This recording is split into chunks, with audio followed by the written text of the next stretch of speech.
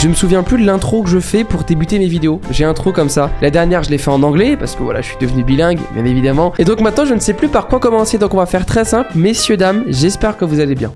C'est un peu fade, je vois. Aujourd'hui, on se retrouve pour une toute nouvelle vidéo et on va parler d'arbitrage et surtout de cette Coupe du Monde 2022. J'en ai absolument pas parlé depuis le début de la compétition, ça fait déjà un peu plus de 3 semaines qu'elle a déjà débuté et je me suis dit ça peut être intéressant de revenir sur des faits qui s'est passé et vous faire découvrir des arbitres, des histoires, des petites anecdotes. Dans un premier temps, je vais vous expliquer les décisions des arbitres et ensuite moi je vais m'appuyer sur les textes de loi pour vous apprendre de nouvelles choses dans l'arbitrage. Comme d'habitude, n'hésitez pas à vous abonner et à liker. Voilà, il y a beaucoup de gens qui regardent les vidéos qui ne sont pas abonnés. Qu'est-ce que vous attendez? Je vous le dis à chaque fois, vous le faites pas. Moi, j'y crois plus. Merci beaucoup pour tout le soutien sur chacune des vidéos et on commence la vidéo dans 3, 2, maintenant. C'est parti.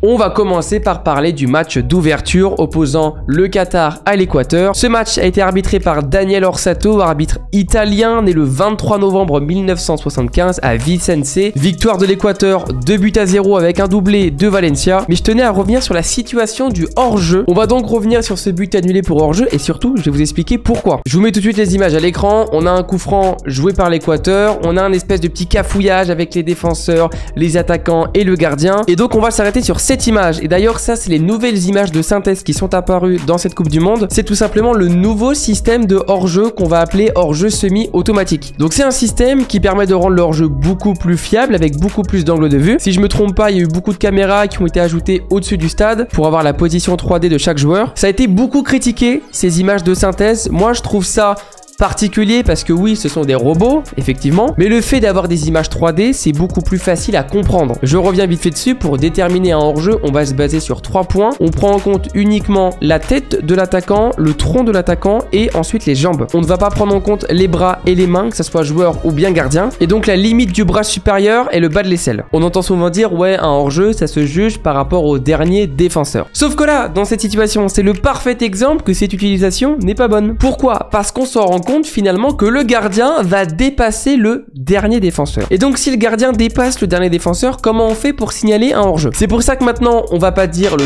dernier défenseur, enfin avant on disait l'avant-dernier défenseur. Bon, il y a toujours des gens qui disent le dernier défenseur. Mais maintenant on dit l'avant-dernier adversaire. Et donc on ne fait pas de différence entre le gardien ou bien le défenseur. Donc on va toujours s'aligner sur l'avant-dernier adversaire. Si jamais le gardien dépasse le dernier adversaire, on va s'aligner du coup sur le gardien et pas le dernier défenseur. Si vous n'avez pas compris, tapez 1 dans les commentaires. Et donc on a vraiment l'impression que c'est le gardien l'avant-dernier adversaire dans cette situation. C'est grâce à l'animation 3D qu'on va voir qu'un défenseur du Qatar est plus près de la ligne de but que le gardien. Donc sur cette situation, on va s'aligner sur le défenseur et non le gardien. Et donc le hors-jeu a été sifflé parce que le moment où l'attaquant veut mettre la tête, d'ailleurs on a vraiment du mal à voir si c'est l'attaquant qui met la tête ou bien c'est le gardien qui touche et qui rate un petit peu sa sortie. Même si l'attaquant n'a pas touché le ballon, il a fait action de jeu et il a interféré avec un adversaire. Donc à ce moment-là, ça veut dire que l'action qui va s'en suivre, il aura participé à celle-ci. C'est pour ça qu'il y a donc un hors-jeu. C'était un petit peu long à expliquer, mais cette première situation qui est arrivée très tôt dans la Coupe du Monde a été vraiment compliquée à comprendre. Et à la télé, on a vite fait des images à droite à gauche, mais vu qu'on n'a pas forcément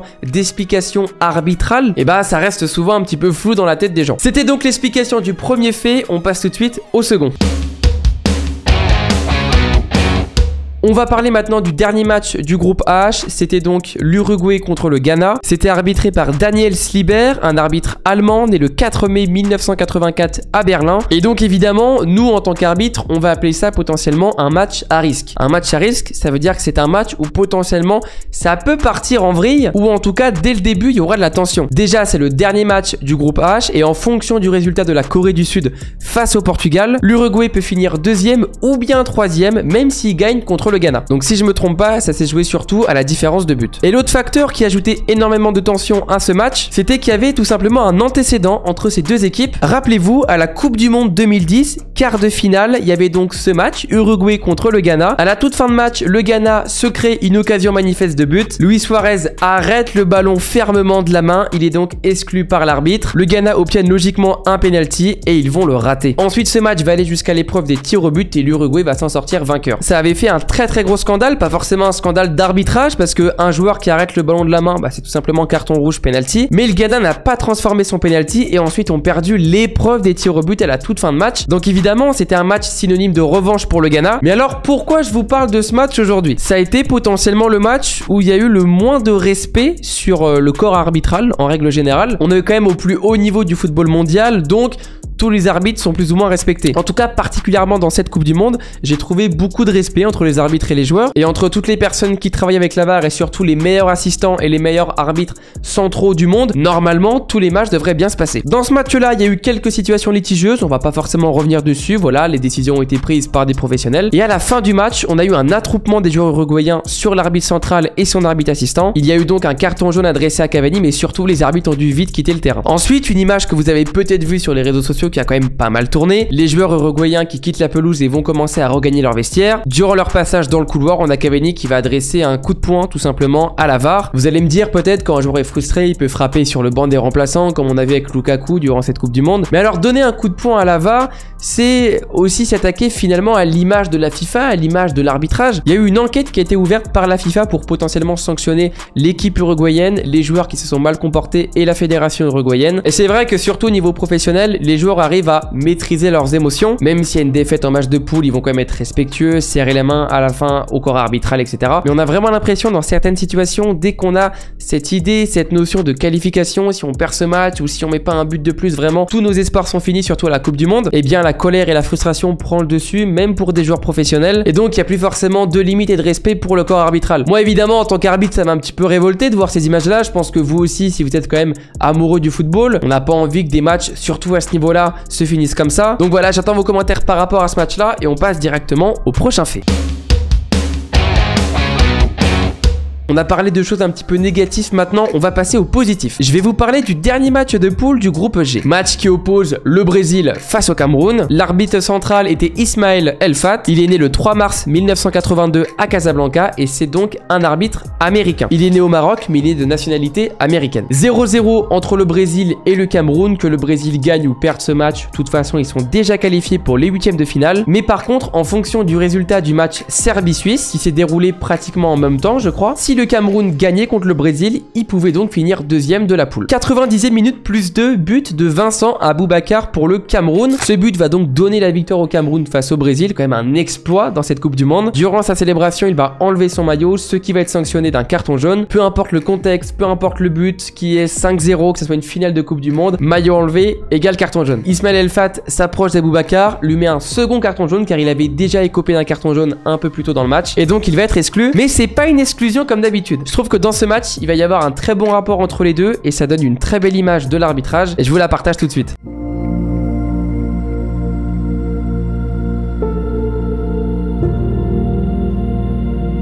C'est peut-être pas grand chose, voilà, mais nous en tant qu'arbitre, c'est vrai que des images comme ça, c'est plutôt rare. Une aussi belle complicité entre un arbitre et un joueur, un arbitre et un coach, c'est rare et on en a besoin. On passe maintenant au dernier fait de cette vidéo et on va parler des arbitres français.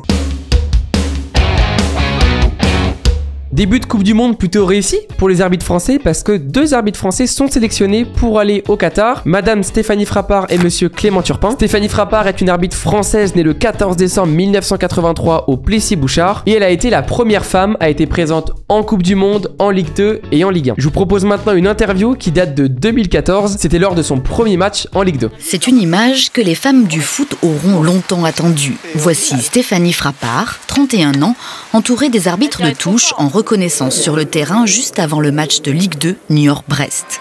Hier soir, sur la toute nouvelle pelouse du stade René Gaillard, c'était elle, la patronne. Quand on prend les bonnes décisions, tout va bien.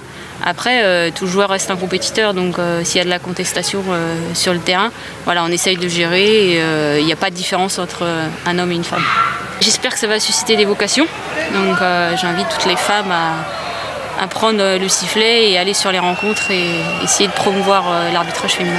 On sait très bien qu'à l'heure d'aujourd'hui, être une femme dans le football, c'est pas facile. Le sexisme dans le football, c'est un cliché, mais c'est aussi une réalité. Et j'ai trouvé qu'elle a toujours porté ce message que peu importe qu'on soit un homme ou une femme, on peut arbitrer au plus haut niveau et surtout on peut évoluer dans ce domaine-là. Elle a commencé en tant que 4e arbitre durant le match Mexique face à la Pologne. Ensuite, elle a été une seconde fois 4e arbitre durant le match Portugal-Ghana. Et enfin, elle a été une fois arbitre central durant la compétition. C'était le match opposant le Costa Costa Rica face à l'Allemagne. Elle a donc été présente sur 3 rencontres durant la compétition. Et donc maintenant on va parler de Clément Turpin. Il est né le 16 mai 1982 à Oulin. Il a donc lui pour le moment arbitré 3 matchs durant cette Coupe du Monde en tant qu'arbitre central. Son premier match était donc l'Uruguay face à la Corée du Sud. Il a dirigé ensuite la rencontre opposant l'Équateur face au Sénégal. Et enfin il a arbitré les 8e de finale entre le Brésil et la Corée du Sud. Je vous partage encore une fois une autre interview. Cette fois-ci ça sera celle de Clément Turpin. Vous me demandez souvent comment je suis devenu arbitre et surtout pourquoi. Cette fois-ci ces 2 questions vont être répondues mais pas par la même personne. Pourquoi finalement avoir choisi le rôle le plus décrié sur un terrain de foot? Parce que vous auriez pu être joueur avec la carrière que vous avez. Parce que ce rôle d'arbitre, il est unique et j'aime bien ce rôle singulier. Souvent les gardiens peuvent nous comprendre un petit peu dans cette démarche-là. Être arbitre, c'est être seul sur le terrain, c'est être face à ses propres décisions. Et ce caractère singulier, quelque chose qui m'a beaucoup plu. Avant, j'ai joué, mais comme pratiquement tous les arbitres d'ailleurs, parce qu'on ne vient pas comme ça dans le football pour l'arbitrage. On vient d'abord en tant que joueur. Et puis après, on découvre cette activité périphérique et on en fait une activité principale. Qu'est-ce qui a fait le déclic finalement? À quel moment vous vous êtes dit « Bon allez, j'arrête de taper dans le ballon, je vais courir avec ceux qui tapent dans le ballon ». La bascule s'est faite lorsque j'avais 19 ans. J'ai beaucoup joué avec mes copains et c'est normal quand on a 17-18 ans, on a envie de jouer avec ses potes. Et puis après, on passe en études supérieures. Le groupe jeune se disloque. On a le choix entre soit partir avec les seniors, avec un nouveau groupe qu'on connaît en tout cas moins que ses copains. Et puis l'arbitrage commençait à pousser sportivement avec des résultats qui devenaient intéressants. Donc naturellement le choix s'est fait tranquillement. Clément Turpin et Stéphanie Frappart ont donc été conservés par la FIFA pour continuer dans la compétition. Mais malheureusement l'aventure s'arrête pour eux par rapport au parcours des Bleus. Vu que la France est actuellement en demi-finale, Stéphanie Frappart et Clément Turpin ont été écartés par la FIFA. Je ne connais pas le règlement en détail. Par exemple, si ton équipe d'où tu es originaire arrive en quart de finale ou je sais pas en demi et que tu es conservé, tu ne peux plus arbitrer. C'est en tout cas la décision de la FIFA, mais on peut quand même saluer leur performance d'avoir arbitré 3 matchs chacun. On en parle peut-être moins, mais ils n'étaient pas que 2 arbitres français à être allés à Doha. Ils étaient en tout 6, Clément Turpin et Stéphanie Frappart, les 2 arbitres assistants de Monsieur Turpin et enfin les 2 arbitres à la vidéo. Ils évoluent donc tous en Ligue 1 et donc on avait entre parenthèses 6 arbitres français qui sont allés à cette Coupe du Monde. On arrive donc à la fin de cette vidéo. J'espère que ça vous a plu. On a à la fois parlé des choses positives, des choses négatives, mais toujours dans l'idée de mettre en avant l'arbitrage. J'espère aussi vous avoir appris quelques informations sur l'arbitrage. Si vous avez des questions, comme d'habitude, n'hésitez pas à me les partager en commentaire. Je vous souhaite en tout cas une très bonne fin de journée ou bien une très bonne fin de soirée. C'était RG, on se retrouve très bientôt et ciao ciao tout le monde.